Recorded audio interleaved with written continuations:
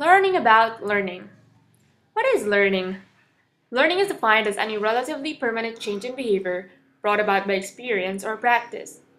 Now, we're going to look into one type of learning, operant conditioning. Operant conditioning is a kind of learning that applies to voluntary behavior. Voluntary behavior is expressed when people desire to get something they want or avoid something they don't want. It is what people and animals do to operate in the world.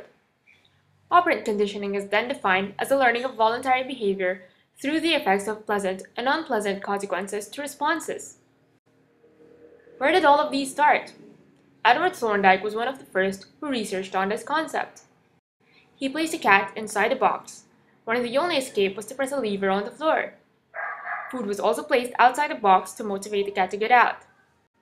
It was observed that the cat would try to escape the box by moving around and pushing the walls, and then, eventually, push the lever accidentally to get out.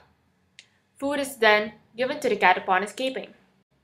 After many trials, the cat took less time to push the lever. From this, Thorndike developed the law of effect, which states that if an action is followed by a pleasurable consequence, it will tend to be repeated, and vice versa.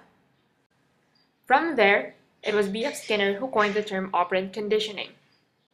It is important to know that operant conditioning depends on the consequence, or what happens after the response. Important concepts involved in operant conditioning are reinforcement and punishment. Reinforcement refers to any event or stimulus that, when following a response, increases the probability that the response will occur again. Positive reinforcement is the addition or experiencing of a pleasurable stimulus.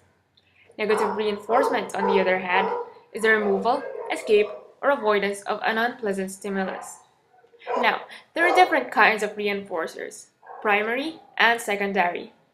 Primary reinforcers satisfy biological needs such as hunger, thirst, and touch, while secondary reinforcers gain reinforcing properties through previous association with primary reinforcers. Punishment, on the other hand, is any event or stimulus that, when following a response, decreases the probability that the response will occur again. Punishment by application is when something unpleasant is added to the situation. Punishment by removal is when something pleasurable is removed. It is important to note that for punishment to work, it must be immediate, consistent, and paired with reinforcement of the actual behavior desired. So that's it. We hope you learned a bit about learning.